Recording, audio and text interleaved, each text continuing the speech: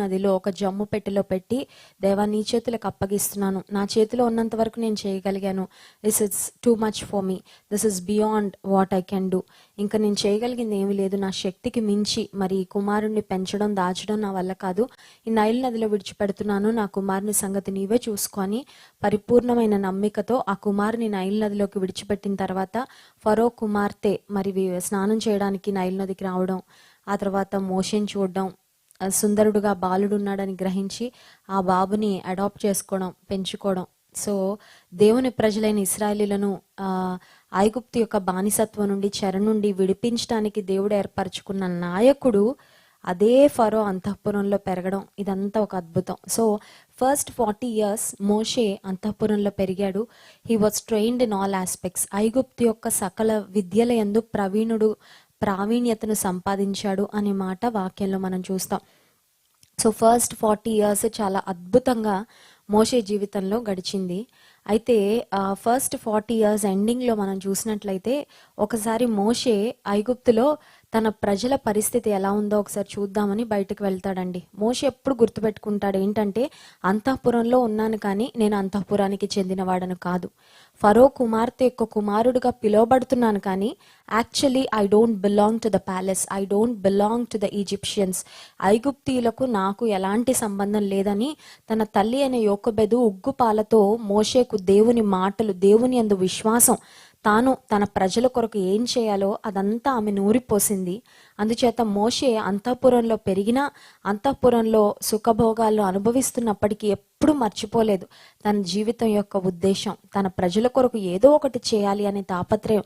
నా ప్రజలు హెబ్రీలు వారెంతో ఇబ్బందులు పడుతున్నారు, వెట్టి చాకరీ చేస్తున్నారు, ఎంతో కష్టాలు పడుతున్నారని దేవుని ప్రజల పట్ల, తన స్వజనం పట్ల ఒక గొప్ప ప్రేమతో మోషే పెరుగుతూ ఉంటాడు. ఆ సందర్భంలో ఒకసారి ఐగుప్తు ప్రాంతాన్ని చూడడానికి వెళ్తాడు. ఖచ్చితంగా చారియట్ మీదే వెళ్ళి ఉంటాడు.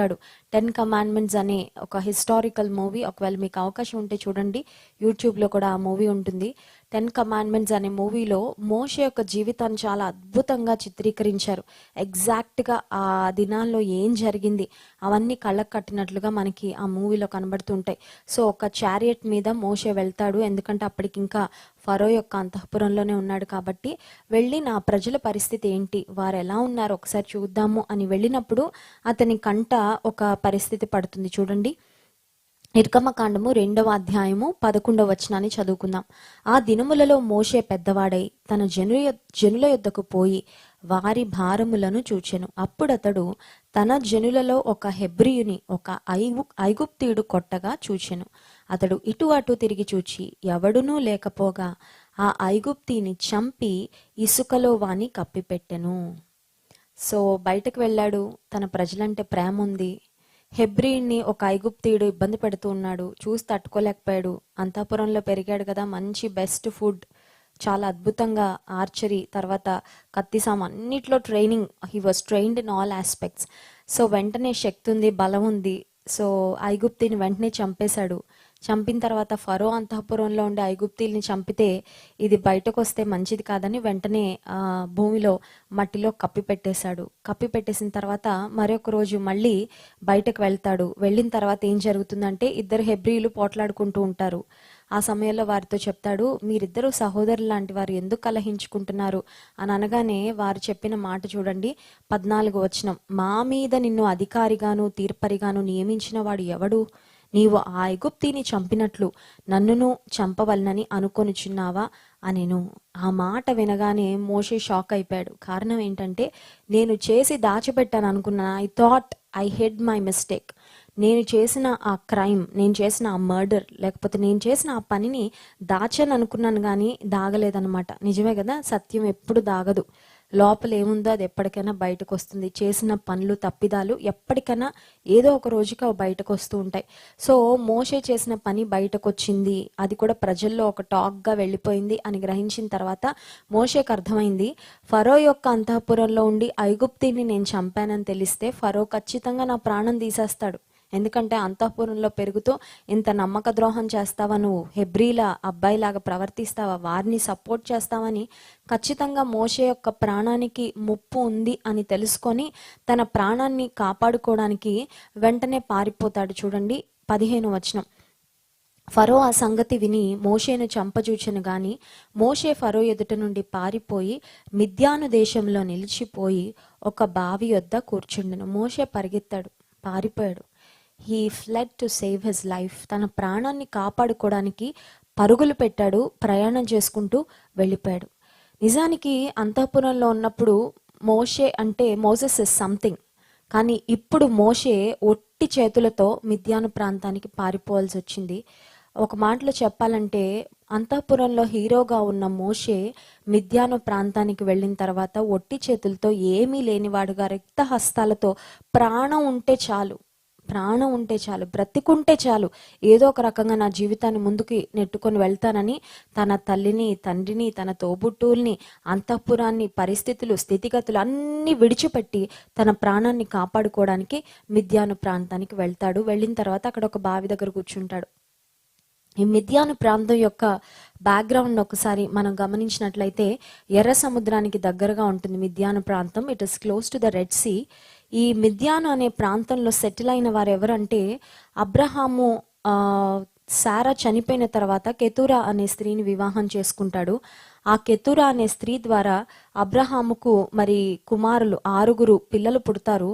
6 పిల్లల్లో ఒక కుమారుడు ఎవరంటే మిద్యాను. సో అబ్రహాము యొక్క సంతానమే, కానీ వాగ్దాన సంతానం కాదు, లేక దేవునితో నిబంధన చేయబడిన సంతానం కాదు. కానీ సారా మృతి పొందిన తర్వాత అబ్రహాము వివాహం చేసుకున్న కెతూరా యొక్క బిడ్డలలో ఒక కుమారుడైన మిద్యాను. ఈ మిద్యాను ఈ ప్రాంతంలో సెటిల్ అయ్యాడు కాబట్టి ఈ ప్రాంతాన్ని మిద్యాను దేశం లేక మిద్యాను ప్రాంతం అని పిలుస్తూ ఉంటారు.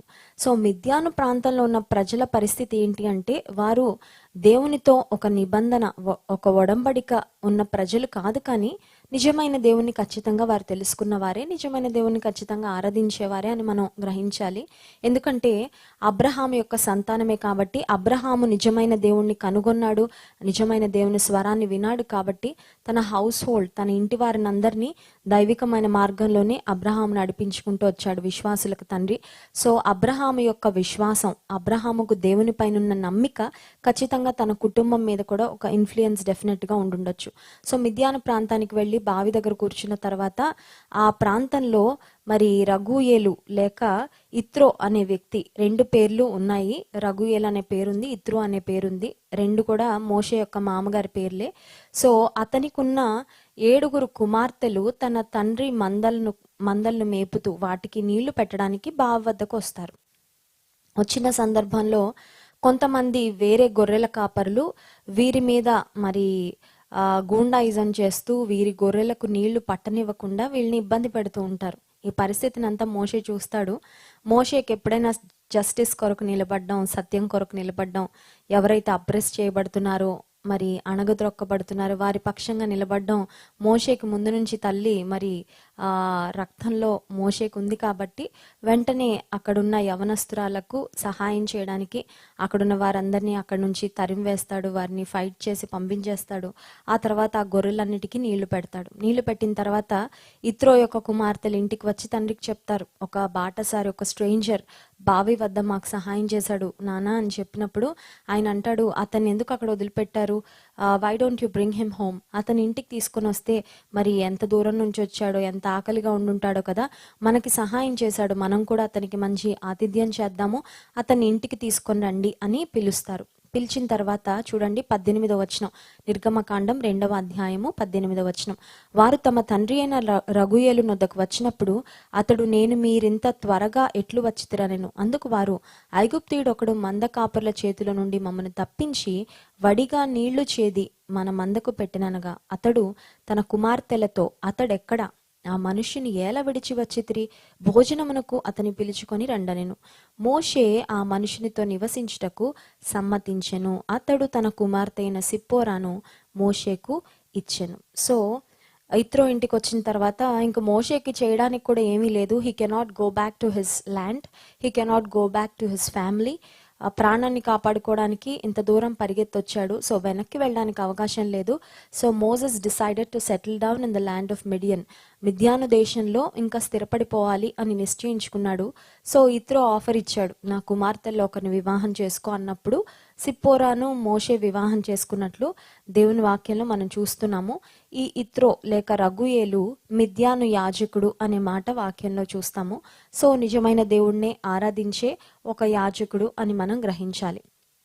సో సిప్పోరాతో వివాహం జరిగిన తరువాత మనం గమనించినట్లయితే మోషే యొక్క పరిస్థితి, మోషే యొక్క స్థితిగతులు ఏంటి అని ఆలోచిస్తే, మోషే ఒకప్పుడు అంతఃపురంలో ఉన్నాడు కానీ ఇప్పుడు అంతఃపురంలో లేడు. ఒకప్పుడు సంపన్నుడు కానీ ఇప్పుడు ఒట్టి చేతులతో ఉన్నవాడు. ఒకప్పుడు మంచి పేరు ప్రఖ్యాతులు ఉన్నాయి, అన్నీ ఉన్నాయి, కానీ ఇప్పుడు ఏమీ లేని వ్యక్తిగా ఒక రిక్త హస్తాలతో ఒక నిస్సహాయ స్థితిలో ఒంటరివాడిగా మోషే మిద్యాను ప్రాంతానికి వచ్చాడు. అలాంటి సమయంలో సిప్పోరాను మోషే భార్యగా అంగీకరించిన తర్వాత, లేక ఇత్రో సిప్పోరాను మోషేకు భార్యగా ఇచ్చిన తర్వాత మనం ఒక విషయాన్ని గ్రహించాలి. అదేంటంటే సిప్పోరా తన భర్తను ప్రేమించింది, తన భర్తను సన్మానించింది, తన భర్తను ఆదరించింది అనే విషయాన్ని గుర్తుపెట్టుకోవాలి. కొన్నిసార్లు స్త్రీలు ఎలా ఉంటారంటే భర్త జేబు నిండా డబ్బులు ఉన్నప్పుడు భర్తను చాలా ప్రేమిస్తారు, భర్తను చాలా గౌరవిస్తారు. కానీ భర్త కష్టాల్లో ఉన్నప్పుడు, భర్త శ్రమల్లో ఉన్నప్పుడు, భర్త అన్నీ కోల్పోయిన స్థితిలో ఉన్నప్పుడు, భర్త వ్యాధిగ్రస్తుడు అయిపోయిన తర్వాత, భర్త చేతగాని వాడు అయిపోయిన తర్వాత చాలామంది అతన్ని మరి చాలా చులకనగా చూడడం, తోలనాడి మాట్లాడడం, లేకపోతే కొన్ని సందర్భాల్లో ఆ భర్తను చాలా నీచంగా మరి ట్రీట్ చేస్తూ ఉంటారు.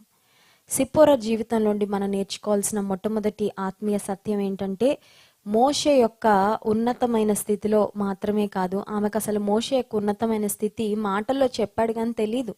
She has not even seen that. మోషే యొక్క ఫస్ట్ 40 yearsలో సిప్పోరా లేదు. సెకండ్ 40 years, థర్డ్ 40 yearsలోనే సిప్పోరా ఎంటర్ అవుతుంది. సో మోషే యొక్క పూర్వ వైభవము సిప్పోరాకి తెలీదు. అయితే ఇప్పుడు మోషే స్థితి ఏంటంటే చాలా దీన స్థితి, వెరీ వెరీ హంబుల్ బిగినింగ్. చెప్పాలంటే మళ్ళీ జీరో నుంచి స్టార్ట్ చేసుకున్నాడు మోషే లైఫ్. ఒకప్పుడు ఉన్నాయి ఆస్తిపాస్తులు, అంతస్తు, మంచి హోదా, ఇవన్నీ ఉన్నాయి, కానీ ఇప్పుడు మళ్ళీ జీరోకు వెళ్ళిపోయాడు.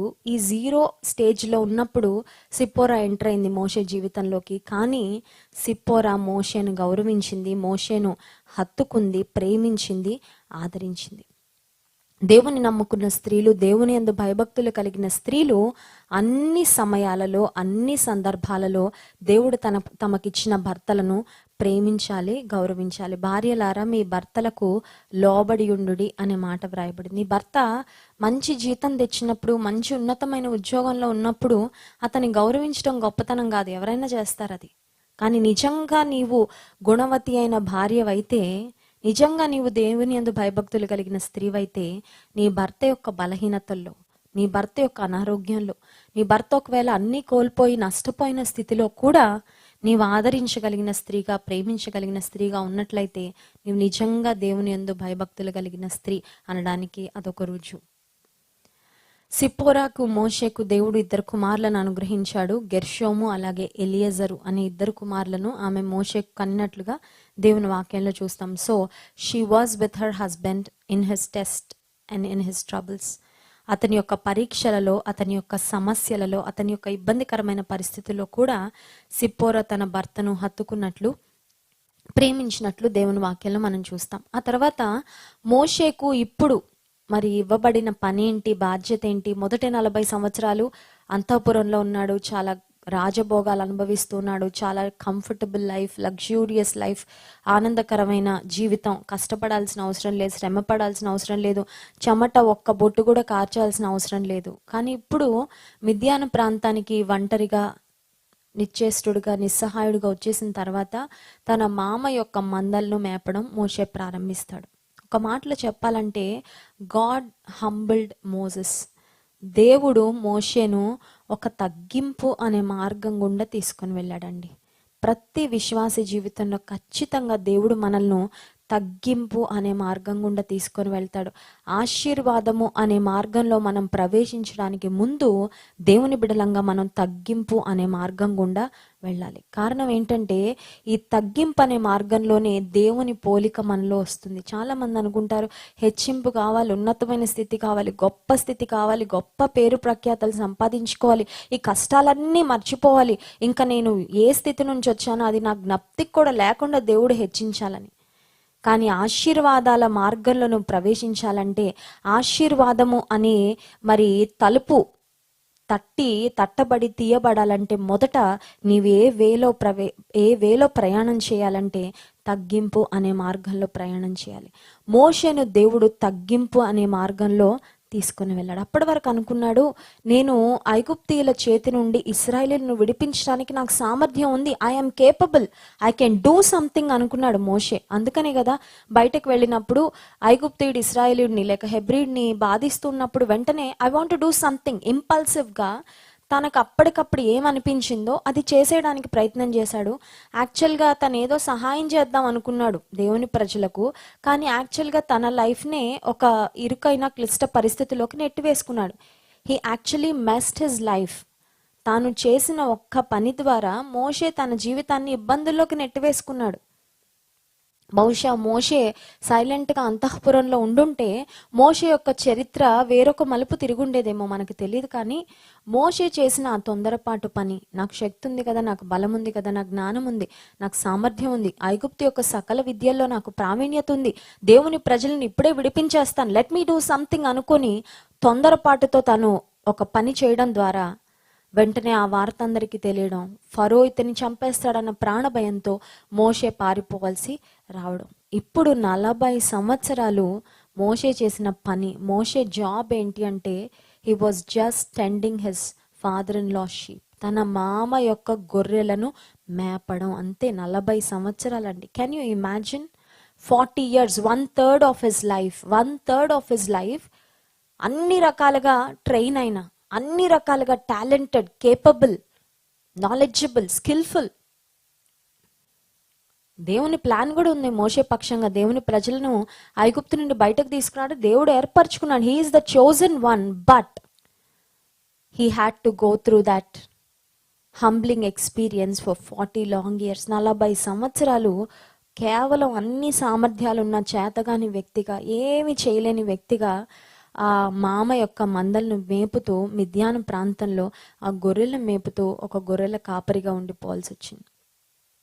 అయితే ఆ 40 సంవత్సరాలు దేవుడు మోషేలో చాలా గొప్ప గొప్ప మార్పులు తీసుకొచ్చాడు. God taught Moses many lessons when he was tending the sheep. వాటిలో భాగంగా హోరేబు అనే ప్రాంతానికి వెళ్ళినప్పుడు, హోరేబు పర్వతం మీద ఒకసారి గొర్రెలు మేపుతూ ఉన్నప్పుడు ఒక మండుచున్న పొద మోషే కనబడుతుంది. పొద మండుచుంది కానీ కాలిపోవడం లేదు. సో ఆకులు పచ్చగానే ఉన్నాయి, ఫైర్ కూడా రెడ్గా చాలా బ్రైట్గా బర్న్ అవుతుంది. ఆశ్చర్యం అనిపించింది. పొద మండుతుంది కానీ కాలిపోవడం లేదేంటి? మండుతున్న ఏ చెట్టు అయినా కాసేపటికి కాలి బూడిదైపోవాలి కదా, ఈ చెట్టు ఏంటి ఇలాగే ఉంది అని ఆశ్చర్యపోయి ఆ వింతను చూద్దామని దగ్గరకు వెళ్ళగానే దేవుని స్వరం మోషేకు వినపడుతుంది, ఇది పరిశుద్ధమైన స్థలం, నీ చెప్పులు విడిచిపెట్టు. వెంటనే మోషే చెప్పులు విడిచిపెడతాడు. ఆ తర్వాత దేవుడు మోషేతో మాట్లాడతాడు, you have to go back to Egypt. నువ్వు ఐగుప్తుకు తిరిగి వెళ్ళాలి. ఐగుప్తుకు తిరిగి వెళ్ళాలంటే మోషే అనుకుంటాడు, that's the last thing I want to do lord. నాకు చెప్పొద్దయ్యా, నువ్వు నాకు చెప్పొద్దు, నేను రెడీగా లేను. కొన్నిసార్లు మనం కూడా అంతే కదండి. దేవుడు ఏదన్నా చెప్తే, దేవా నేను లేను, సిద్ధంగా లేను, please not me, don't pick me, somebody else. ఇంకా ఉన్నారు కదా, ఎవరినైనా ఏర్పాటు చేసుకో, ఇంకెవరికైనా చెప్పు, నేను మాత్రం ఖచ్చితంగా చేయలేను అంటాం. ఒకసారి నేను మరి టీసీఎస్ కంపెనీలో ఉద్యోగం చేస్తున్న సమయంలో నా పైన ఉన్న లీడ్, నేను అప్పుడే ఫ్రెషర్గా జాయిన్ అయిన కొంతకాలానికి మా లీడ్ ఒకసారి మరి ఎందుకో తెలీదు చాలా గట్టిగా అరిచారనమాట. చాలా గట్టిగా అరిచారు. అయితే చాలా గట్టిగా అరవగానే వెంటనే నేను అప్సెట్ అయిపోయి నేను వాష్రూమ్ దగ్గరికి వెళ్ళిపోయాను. వాష్రూమ్ దగ్గరికి వెళ్ళి ఏడుస్తున్నాను. వాష్రూమ్ లోపల ఏడుస్తున్నాను, తుడుచుకుంటున్నాను. అప్పుడు నేను దేవుణ్ణి అడుగుతున్నాను, దేవా మా లీడ్ ఇలా అన్నారు, ఇప్పుడు నేను ఏం చేయాలి? What should I do? నేను ఏం చేయాలి? నువ్వేం చేయమంటే అది చేస్తాను అంటే, దేవుడు, నీ అధికారులకు నీవు లోబడి ఉండు, go and submit to your authorities. దేవుడు నాకు చూపించిన వచనం అదే. దేవుడు చూపించిన వచనం, నీ పైన ఎవరున్నారో వారికి నీవు లోబడి ఉండు. పొరపాటు ఏమీ లేదు అక్కడ, పొరపాటు ఏమీ జరగలేదు. కానీ ఆయన అరిచేశారు, నీవు వెళ్ళి వారికి లోబడి ఉండు. నీ పైన అధికారి ఎవరిని పెట్టానో వారికి లోబడి ఉండని దేవుడు చాలా తన వాక్యం ద్వారా చాలా స్పష్టంగా మాట్లాడితే, that is what I don't want to do. నాకు చేయాలని లేదు. నాకు చేయాలని లేకపోయినా నేను వెంటనే వెళ్ళి మళ్ళీ నా పనిలో చక్కగా నమ్మకంగా నేను ముందుకు వెళ్ళిపోయాను. కొంతకాలానికి ఏం జరిగిందంటే, అతను మా లీడ్ ఏ వర్క్ ఉన్నా సరే ప్రతిదానికి నాకే అప్పచెప్పేవారు. మీరైతే చక్కగా చేస్తారండి ఈ వర్క్, ఇది నాకు రావడం లేదండి, ఇది ఎలా చేయాలి, మీరు చేయండి. లీడ్కి రాకుండా ఫ్రెషర్కి వచ్చే వర్క్ ఏముంటుంది? నేనే కొత్తగా చేరాను. దేవా, ఏదో కొత్త కొత్త పనులు అప్పచెప్తున్నారు, నాకు తెలీదు, మరి I do not know how to do it. దేవుడు ఆ సమయానికి తగిన జ్ఞానం ఇచ్చి ఆ పని చేయిస్తూ ఉండేవారు. నాకే ఆశ్చర్యం వేసేది, ఇది నేను ఎలా చేశాను. ఎందుకు ఈ మాట చెప్తున్నానంటే, కొన్నిసార్లు దేవుడు ఏదైనా పని చేయమన్నప్పుడు అది కష్టంగా ఉంటుంది. మనకేమనిపిస్తుంది అంటే, నా మనసు ఏం చెప్తే నేను అదే చేస్తాను, నాకేమనిపిస్తే నేను అదే చేస్తాను అని అనుకుంటూ ఉంటాం. మోషే మనసుకు ఏం తోచిందో అది చేసే కదా మెస్సప్ చేసుకున్నాడు జీవితాన్ని. 40 సంవత్సరాలు మిద్యాన్ అరణ్యంలో ఒంటరిగా బ్రతకాల్సిన పరిస్థితి ఎందుకు వచ్చింది? తను స్వతహాగా తనకేమనిపించిందో అది చేసేశాడు. ఇప్పుడు మళ్ళీ దేవుడు మండుచున్న పొదలో నుండి, నీవు వెళ్ళాలి ఐగుప్తుకి, నువ్వు వెళ్ళి ఫరోతో మాట్లాడాలి, నిన్ను నా ప్రతినిధిగా పంపిస్తున్నాను, you have to go and fight for your people అని చెప్తూ ఉంటే రకరకాల ఎక్స్క్యూజెస్ వెతుకుతున్నాడు. నేను నోటి మాంద్యం గలవాడినయ్యా, నాకు నత్తుంది, స్టామరింగ్, నేను సరిగా మాట్లాడలేను, ప్లీజ్ ఇంకెవరినైనా ఏర్పాటు చేసుకో. మోషే ఎక్స్క్యూజెస్ వెతుకుతూ ఉన్నాడు. ఇన్ఫ్యాక్ట్ చెప్పాలంటే మోషేలో తన మీద తనకి ఇంకా కాన్ఫిడెన్స్ అంతా పోయింది. గొర్రెల్ని 40 సంవత్సరాలు మేపాక ఒక రాజు ఎదుటకు వెళ్ళి నిలబడి కొన్ని లక్షల మంది ప్రజలను రిప్రజెంట్ చేస్తూ వారిని విడిపించాలని చెప్పాలంటే ఏం కాన్ఫిడెన్స్ ఉంటుందండి? ఆల్మోస్ట్ మోషేలో ఉన్న కాన్ఫిడెన్స్ జీరోకి వచ్చేసింది.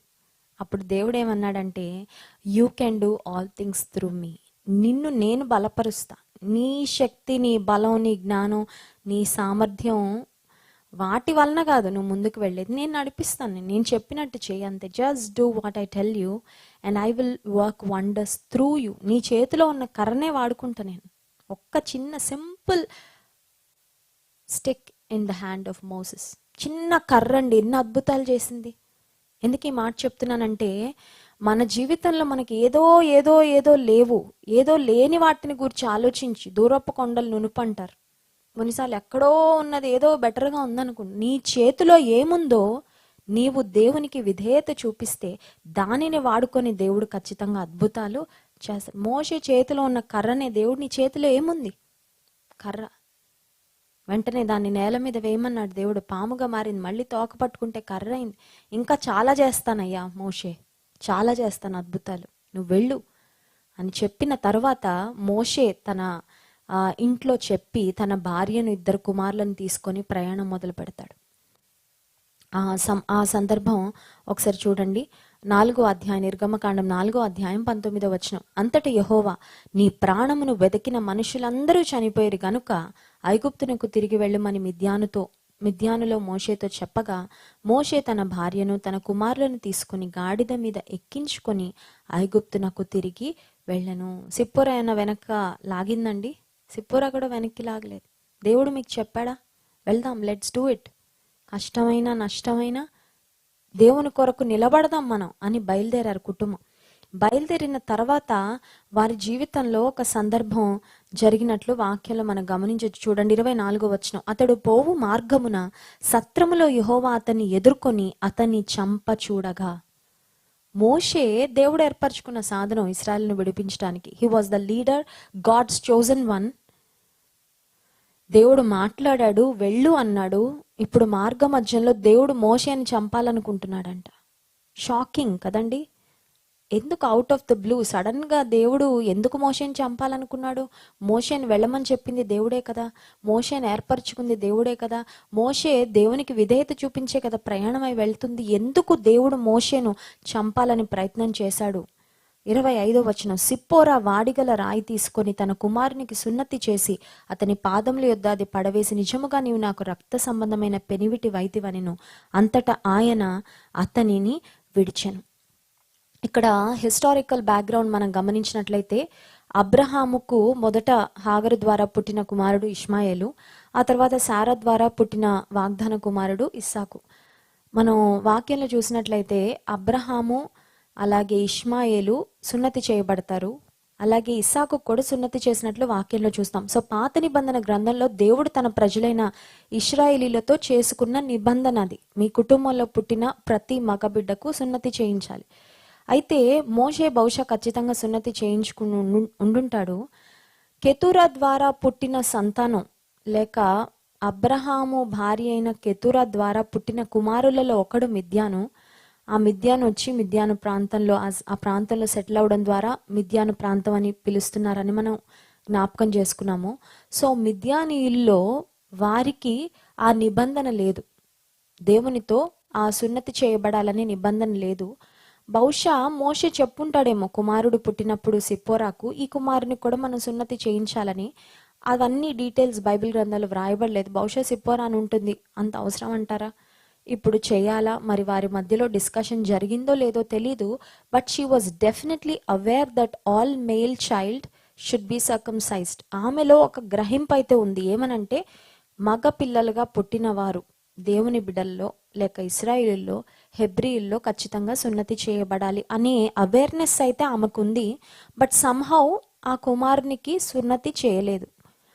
అయితే మార్గంలో వీరు ప్రయాణం చేస్తున్నప్పుడు on the way to Egypt మోషే కుమారునికి సున్నతి చేయకపోవడాన్ని బట్టి శిక్ష ఎవరి మీదకి రాబోయిందంటే మోషే మీదకి రాబోయింది. కారణం ఏంటి?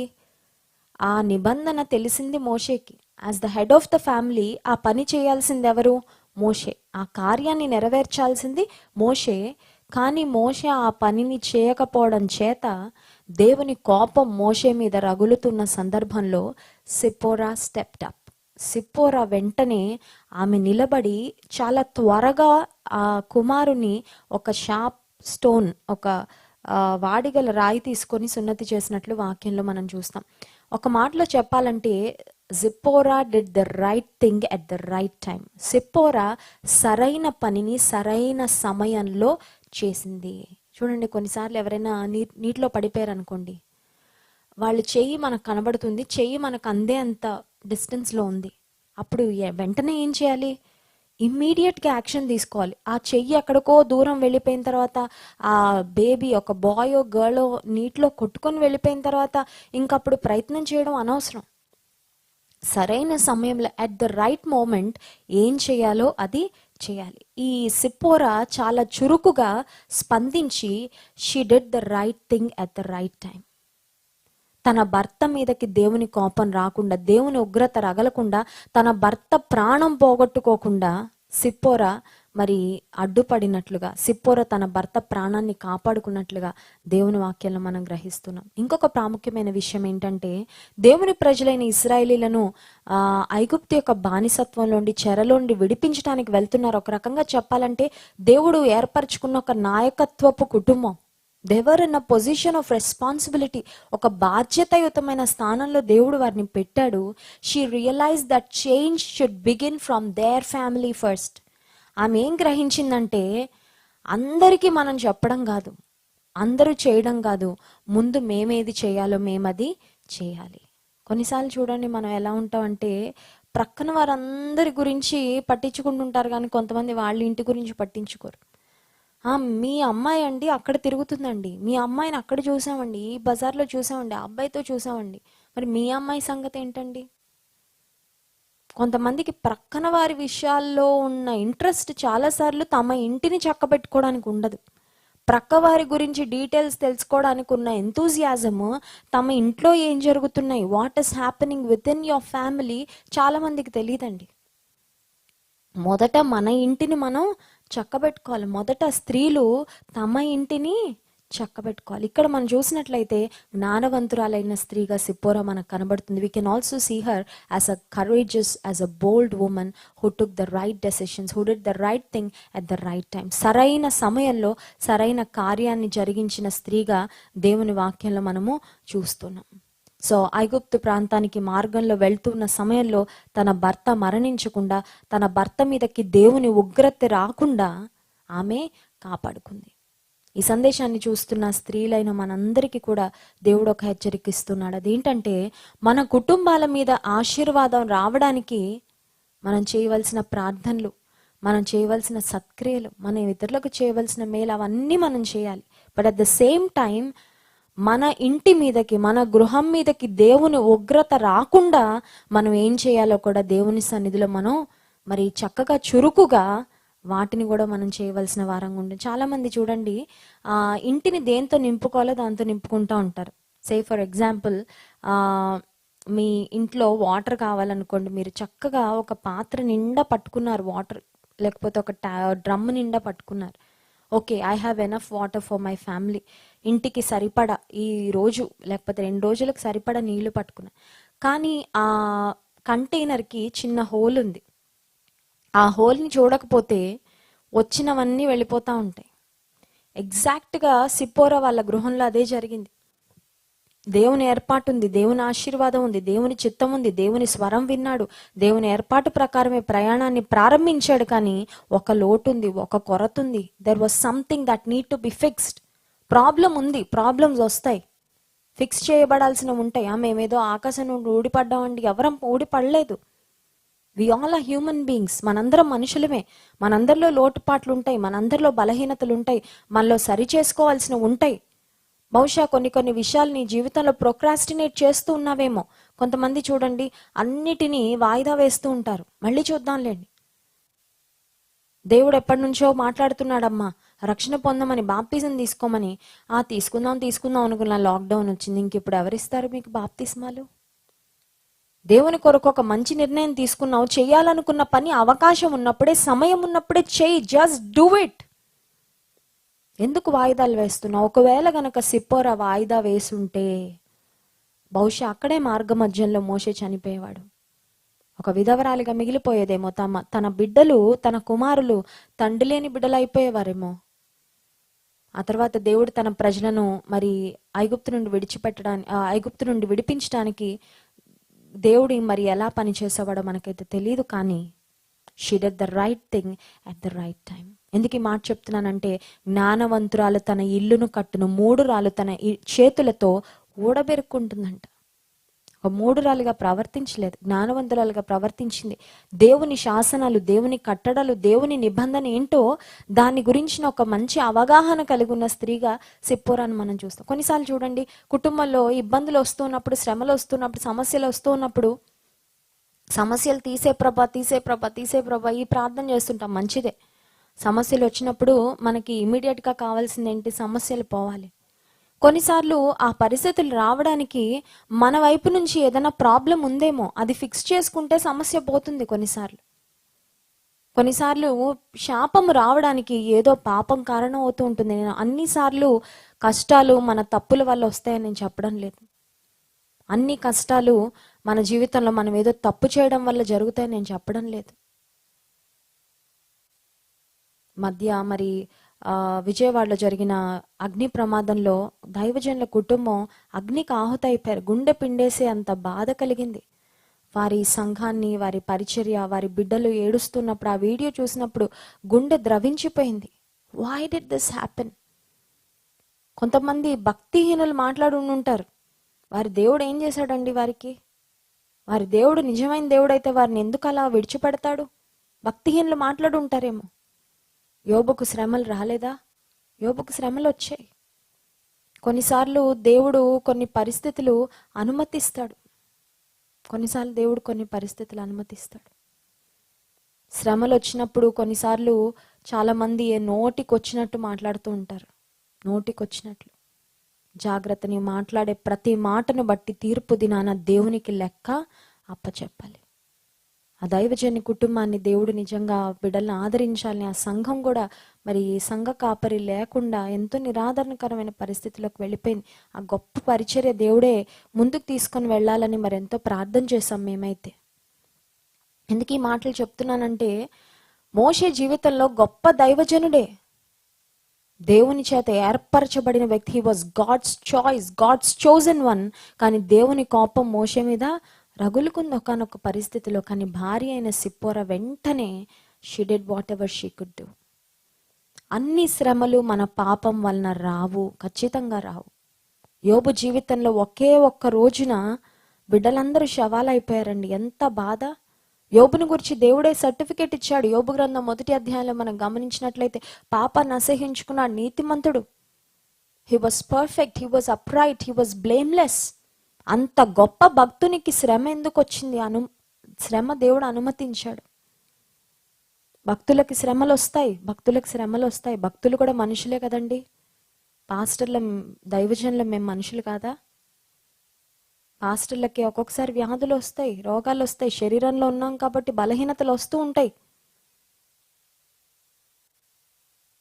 మోషే జీవితంలో జరిగిన ఈ సందర్భంలో మాత్రం అక్కడ ఒక చిన్న తప్పిదం ఉంది. అక్కడ రెక్టిఫై చేయబడవలసిన అంశం ఒకటి ఉంది. There was something that needs to be fixed.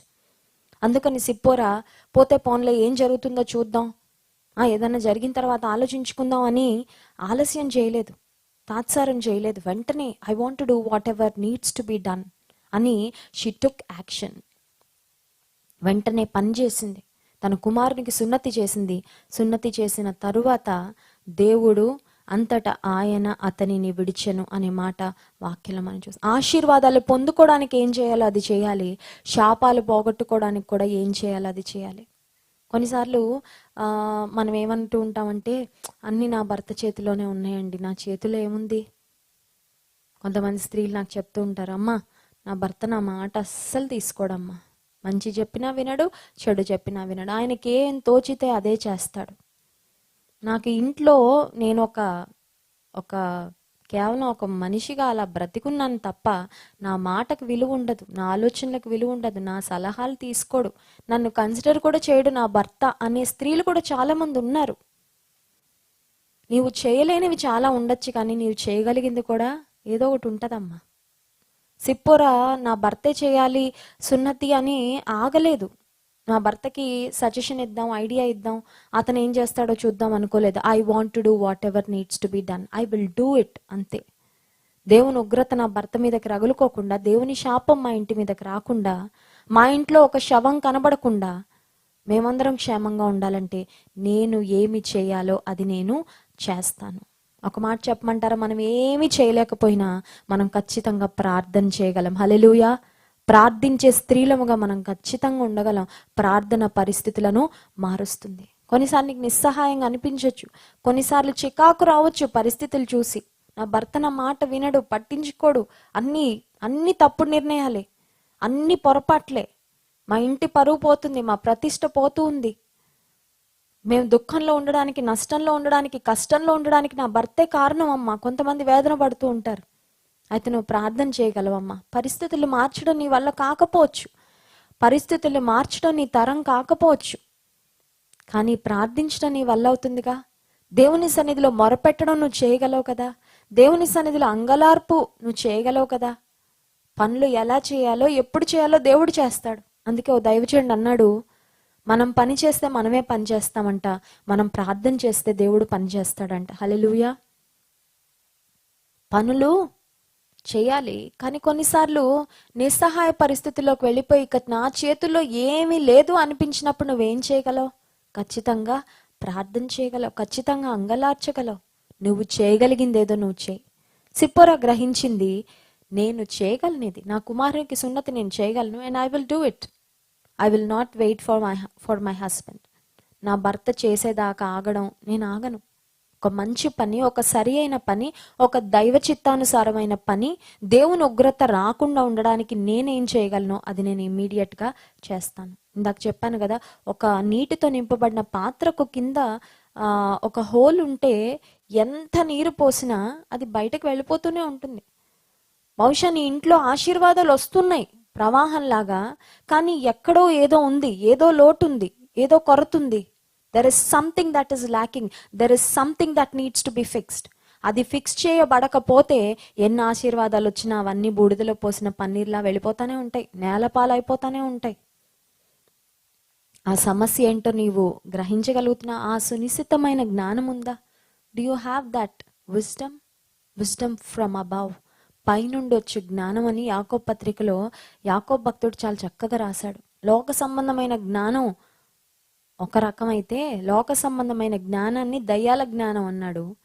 పైనుండి వచ్చే జ్ఞానం పవిత్రమైనదంట. పైనుంచి వచ్చే జ్ఞానం పవిత్రమైనది. ఆ పైనుంచి వచ్చే జ్ఞానం నీకుందా? పైనుంచి వచ్చే జ్ఞానం ఎక్కడి నుంచి పొందుకోగలం? షాప్లో కొనుక్కోలేం. అమ్మలక్కలతో ముచ్చట్లు పెడితే రాదు. ప్రతిరోజు వార్తలు చూస్తే ప్రపంచంలో జరుగుతున్నవన్నీ తెలుసుకుంటుంటే రాదు. పైనుండి వచ్చే జ్ఞానం దేవుడు నీకు ఇచ్చే జ్ఞానం. అది దేవుని ఆత్మ ద్వారా నీవు నడిపించబడుతున్నప్పుడు నీవు పొందుకునే జ్ఞానం అది. That wisdom will help you to make the right decisions at the right time. సరైన సమయంలో సరైన నిర్ణయాలు తీసుకోవడానికి దేవుడిచ్చే పైనుండి వచ్చే జ్ఞానము నీకెంతో సహాయపడుతుంది. అందుకే వాక్యం సెలవిస్తుంది, జ్ఞానవంతురాలు తన ఇల్లును కట్టును. మోషే జీవితంలో ఎక్కడ Moses wife was a trouble maker అని ఎక్కడ చూడం మనం. మోషే భార్య మోషేను ఇబ్బంది పెట్టినట్లు కానీ, విసిగించినట్లు కానీ, తొందర పెట్టినట్లు కానీ ఎక్కడ చూడం. ప్రజలు విసిగించారు మోషేని, నీరు లేకపోతే విసిగించారు, రాళ్ళు రువి చంపుదామని కూడా అంత స్టేజ్ వరకు వెళ్ళిపోయారు. మాంసం కోసం విసిగించారు, నీటి కోసం విసిగించారు. ప్రతి పరిస్థితిలో మోషేను ప్రజలు విసిగించారు కానీ మోషే భార్య విసిగించినట్లు ఎక్కడా కనబడదు. ప్రియమైన స్త్రీ, అటువంటి స్త్రీగా నీవు ఉండగలవా? కొంతమంది ఉంటారండి, భర్తల ప్రాణం తీసేస్తూ ఉంటారు. ఇంకా వాళ్ళ యాటిట్యూడ్తో, వాళ్ళ మాటలతో, వాళ్ళ ప్రవర్తనతో భయంకరమైన విసుగుదల. ఒక ముసురులా ఉంటారు కొంతమంది భార్యలు. ముసురు పడితే చూడండి, ఒక పట్టాన అది క్లియర్ అవ్వదు వాతావరణం. కొంతమంది అలా బ్రతుకుతూ ఉంటారు. ప్రతి చిన్నదానికి వేధిస్తూ ఉంటారు. ఇంక ఇంట్లో సమాధానం ఏముంటుంది? ఇంకా ఆరోగ్యాలు ఎలా బాగుంటాయి? ఆ ముఖం ఆనందం ఎలా ఉంటుంది? ఆ భర్త అందుకే ఇంటికి రాడు టైంకి. ఇంటికి వచ్చినా ఇంకేదో ఫోన్ వేసుకొని కూర్చుంటాడు. ఎందుకంటే నీతో మాట్లాడితే మనశ్శాంతి ఉండదు కదా, దాని బదులు ఇంకా మనశ్శాంతి వచ్చే పనులు ఏదో ఒకటి చేసుకుందామని. కొంతమంది చేతులారా ఇళ్లను నరకప్రాయంగా మార్చేసుకుంటూ ఉంటారు కొంతమంది స్త్రీలు. అజ్ఞానంతో ప్రతి చిన్నదానికి ఏదో ఒక ఇబ్బంది పెట్టడం. మోషేను ఇందాక మనం జ్ఞాపకం చేసుకున్నాము. Moses wife Zipporah supported him during his times of testing, during his time of tribulation. కష్ట సమయాల్లో మోషేతో ఉంది, ఒంటరితనంలో ఉంది, ఏమీ లేని స్థితిలో మోషే వచ్చినప్పుడు మోషేతో ఉంది. ఒక నాయకుడుగా మోషే మారినప్పుడు కూడా ఆమె గురించి పరిశుద్ధాత్మ దేవుడు వ్రాయించలేదు. ఆమె యొక్క పనులు మరి క్లియర్గా ఎక్కడ మెన్షన్ చేయబడలేదు కానీ, but definitely she was not a trouble maker. At least తన భర్తకు ఆమె ఒక ఆటంకంగా కానీ, ఒక గుదిబండగా కానీ, ఒక భారంగా కానీ మారినట్లు దేవుని వాక్యంలో మనం ఎక్కడా చూడం. నీ భర్త దేవుని చిత్తంలో ముందుకు కొనసాగాలంటే నీ పాత్ర కూడా అందులో ఉంటుంది. ప్రియమైన సహోదరి, అర్థమవుతుందండి? కుటుంబంగా మన కుటుంబాలలో దేవుని చిత్తము, దేవుని సంకల్పం నెరవేర్చబడడానికి ఒకరికొకరం మనం సహకరించుకోవాలి. నా భర్త దేవుని కొరకు పనిచేయడానికి నేను సహకరిస్తాను. కొంతమంది భార్యలు ఉంటారు, కొంతమంది మాకు చెప్తూ ఉంటారు బ్రదర్స్, అమ్మా మందిరంలో ఎక్కువసేపు పరిచయం చేసామంటే ఇంటికి వెళ్ళాక మా ఆవిడ టార్చర్ మామూలుగా ఉండదు.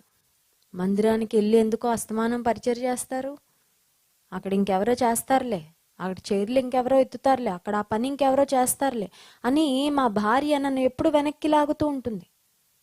నీ భర్త దేవుని సేవలో ముందుకెళ్తే ఆశీర్వాదంలో భాగం దేవుడు నీకు ఇవ్వడా? ఖచ్చితంగా ఇస్తాడు. దైవజనులు చాలాసార్లు మీటింగ్స్కి వెళ్ళిపోతూ ఆయా దేశాలు వెళ్ళిపోతున్నప్పుడు ఒక్కొక్కసారి చాలా బాధ కలుగుతూ ఉండేది. కానీ మనసులో ఒకటే ఆలోచన, నా భర్త దేవుని సేవ చేయడానికి నేను సహకరిస్తే ఆశీర్వాదంలో నాకు నా బిడ్డలకు బాగా ఉంటుంది ఖచ్చితంగా.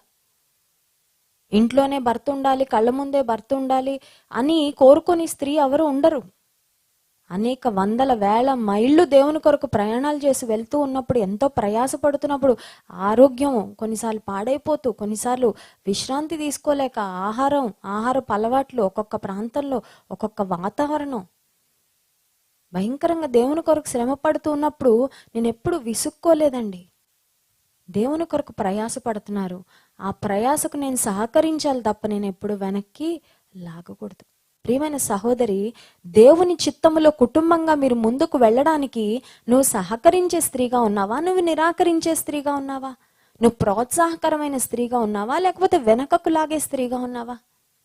కొంతమంది చూడండి, స్త్రీల మీటింగ్కి వెళ్తే ఈ భర్త ఇంటికి వచ్చేసరికి పెద్ద తిట్ల పురాణం రెడీ చేసుకుంటాడు. చాలా మంది సహోదరులు చెప్తూ ఉంటారు, అమ్మ మోకాళ్ళు వేస్తే మా ఆయనకి బీపీ పెరిగిపోద్దమ్మా. అస్తమానం ఏ ప్రార్థనేనా నీకు? ఎందుకు ఊరికే ఏడుస్తావు? ఎవరో చచ్చిపోయినట్టు. చచ్చిపోకుండా ఉండాలని ఏడుస్తుంది ఆవిడ. దేవుని సన్నిధిలో పడి ఏడవనివ్వండి, మీ కొరకు ప్రార్థన చేయనివ్వండి, అది నీకు ఆశీర్వాదమే. Why do you want to pull back? ఎందుకు వెనక్కి లాగుతున్నారు? ఎందుకు డిస్కరేజ్ చేస్తున్నారు? సిప్పోరా ఖచ్చితంగా తన భర్తను ప్రోత్సహించింది, భర్తను ప్రేమించింది, భర్తను ఆదరించింది. భర్త మీదకి దేవుని ఉగ్రత రాకుండా she stood for him, she stood for her family. నేను గడిచిన వారం కూడా షిప్రా పూయాలను గురించి మనం ధ్యానం చేసుకుంటున్నప్పుడు ఒక మాటను మీకు జ్ఞాపకం చేశాను. వాళ్ళు చేసింది it may be an insignificant act. కాన్పు పీటల మీద మగపిల్లలు పుడుతూ ఉంటే వదిలేశారంట, చంపేయలేదు. ఫరో ఆజ్ఞ ఇచ్చినప్పటికీ వదిలేశారు. ఫరో అడిగితే సాకు చెప్పేశారు, ఏమనంటే హెబ్రీ స్త్రీలు చురుకైన వాళ్ళు, వాళ్ళ ఐగుప్తు స్త్రీల వంటి వారు కారు, మేము వెళ్ళేసరికి కాన్పులు చేసేసుకుంటున్నారు అని. కానీ యాక్చువల్గా దేవుని వాక్యం సెలవిస్తుంది, వారు దేవునికి భయపడ్డారు కాబట్టి మగపిల్లలను చంపలేదని. వాళ్ళు బహుశా ఒక చిన్న అబద్ధం చెప్పి దేవుని కొరకు రిస్క్ చేసి పిల్లల్ని అలా స్పేర్ చేశారు. కానీ వాళ్ళు ఒక గొప్ప పని చేశారండి. ఆ గొప్ప పని ఏంటంటే, దేవుని ప్రజల యొక్క తర్వాత తరాలు నాశనం అవ్వకుండా ఇద్దరు స్త్రీలు, అత్యంత సామాన్యమైన మంత్రసాని పనిచేసే స్త్రీలు దేవుని ప్రజలను కాపాడారు, దేవుని జనాంగాన్ని కాపాడారండి. అందుకే పరిశుద్ధాత్మ దేవుడు ఫరో పేరు వ్రాయించలేదు, కానీ ఆ ఇద్దరు స్త్రీల పేర్లు బైబిల్ గ్రంథంలో వ్రాయించాడు. ఇన్ని సంవత్సరాలు, ఇన్ని వందల వేల సంవత్సరాలైనా షిప్రా పూయా అని మనం చదువుకుంటున్నాం కదా. Very simple, very ordinary women. After all మంత్రసాని పనిచేసే డాక్టర్లు కూడా కాదు వాళ్ళు, మంత్రసాని పనిచేసే స్త్రీలు అంతే. కానీ వారు దేవుని కొరకు, దేవునికి భయపడి చేసిన కార్యము ఆ తర్వాత తరాలను నిలబెట్టింది. అత్యంత ప్రాముఖ్యంగా మోషే కూడా వారి చేతుల మీదగానే పుట్టగానే అనుంటారు, వెళ్ళిపోండి, జోకబెత్తు అనుంటారు, బాబుని తీసుకొని వెళ్ళిపోండి. ఫరో ఒకవేళ ఎవరినైనా మరి వేగు చూడడానికి పంపిస్తే, మేము ఏదో ఒకటి చెప్తాంలే, మీరు త్వరగా కనేశారు కదా, వెళ్ళిపోండి, save your child, save your self, మిమ్మల్ని మీరు కాపాడుకోండి, మీ బిడ్డను కాపాడుకోండి అని పంపించేశారు. వాళ్ళకే తెలీదు ఇంత గొప్ప నాయకుడిని వారు కాపాడారని. కొన్నిసార్లు మనం చేసే పనులు చాలా చిన్న చిన్నవిగా కనిపించవచ్చు, చాలా ఇన్సిగ్నిఫికెంట్. నేను ఏదో ప్రతిరోజు చేసే పని చేస్తున్నానండి, నేను మామూలు పనులే కదా చేస్తుంది, దానికి ఏమన్నా ప్రతిఫలం ఉంటుందా? నీవు ఏ పని చేస్తున్నావో అది నమ్మకంగా, యథార్థంగా, దేవుని పట్ల భయభక్తులతో, ప్రేమతో నువ్వు చేసుకుంటూ వెళ్ళు. నీ పనులకు ప్రతిఫలం ఎలా ఇవ్వాలో దేవునికి తెలుసు. హల్లెలూయా. ప్రతిఫలాన్ని ఆశించి చేయకేమి, ఏదో ఎక్స్పెక్ట్ చేస్తూ నాకు ఏదో అవుతుంది అని ఎక్స్పెక్ట్ చేస్తూ చేయకు. మీరు అలయక మేలు చేస్తే తగిన కాలమందు పంట కోస్తారని దేవుని వాక్యంలో వ్రాయబడి. మేలు చేసుకుంటూ వెళ్ళు, సరైన పనులు చేసుకుంటూ వెళ్ళు, మంచి విత్తనాలు విత్తుకుంటూ వెళ్ళు, శక్తి వంచన లేకుండా ప్రయాస పడుతూ వెళ్ళు.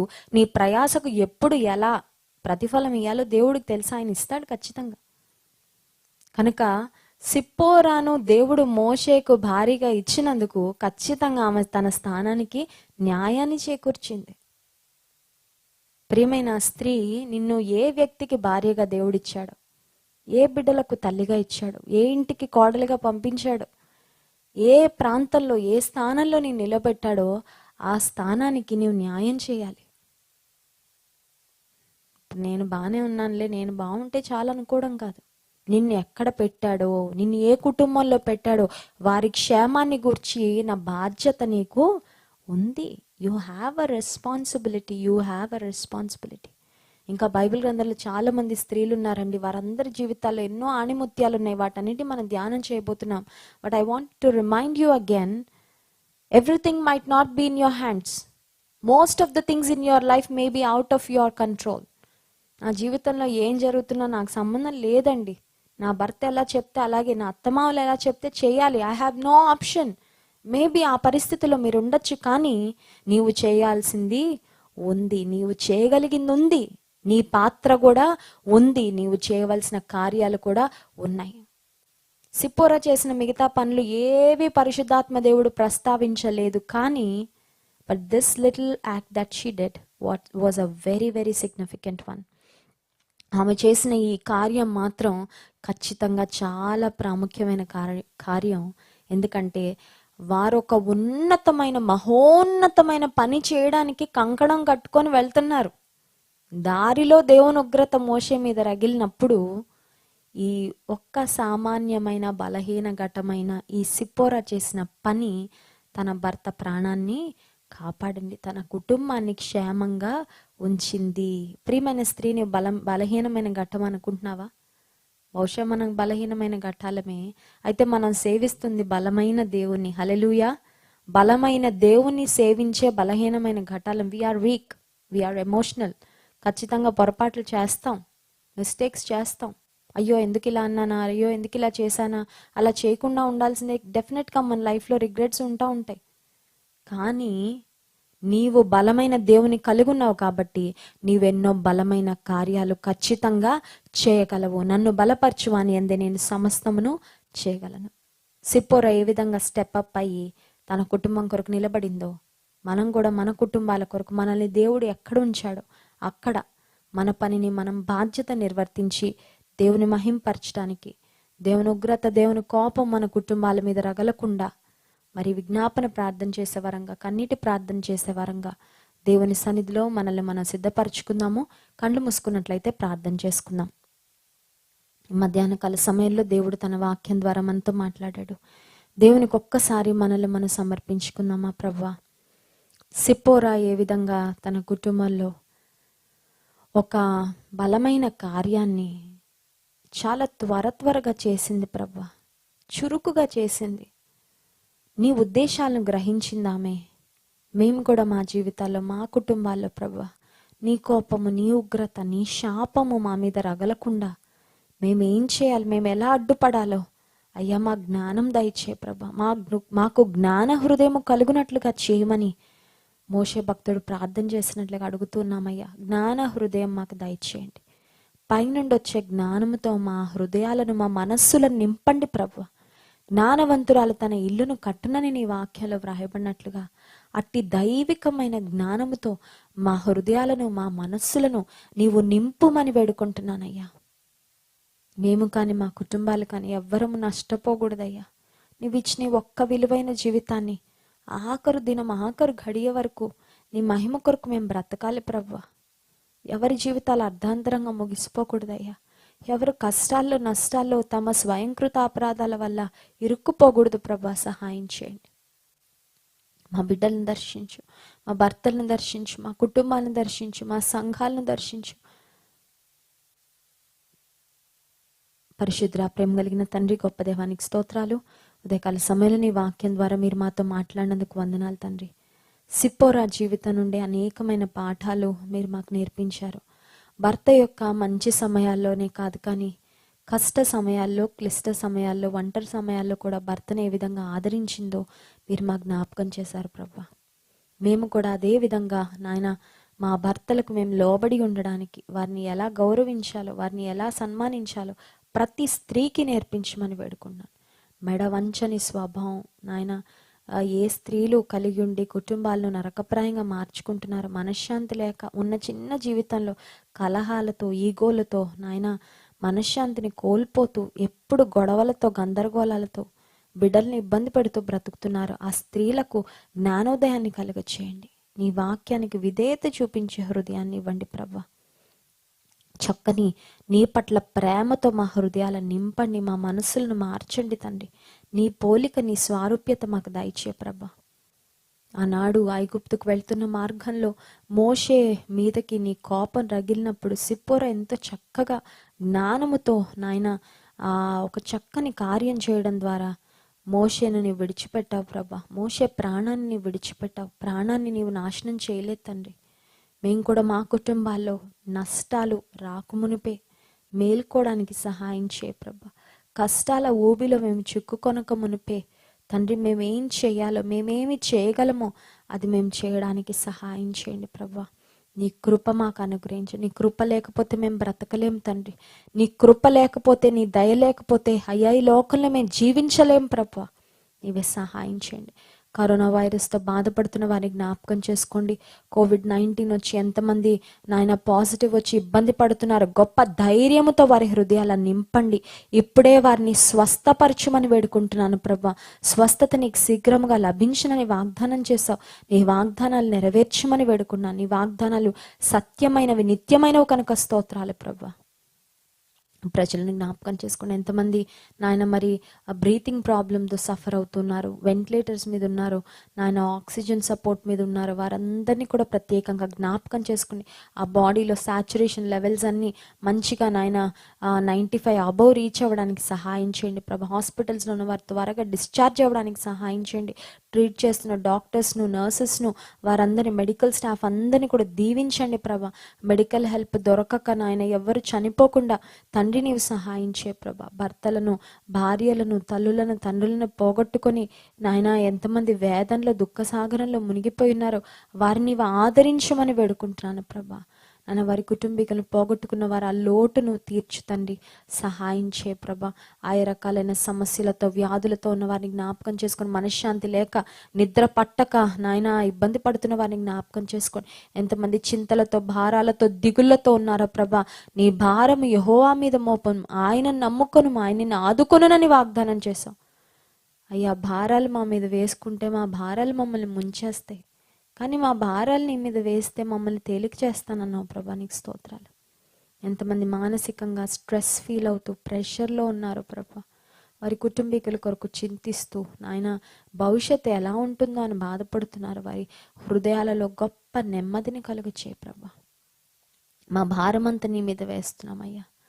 మా జీవాధిపతివి నీవు ప్రభా. నీకు స్తోత్రాలు. మా ప్రాణాలను, మా శరీరాలను కాపాడండి తండ్రి, భద్రపరచండి ప్రభా.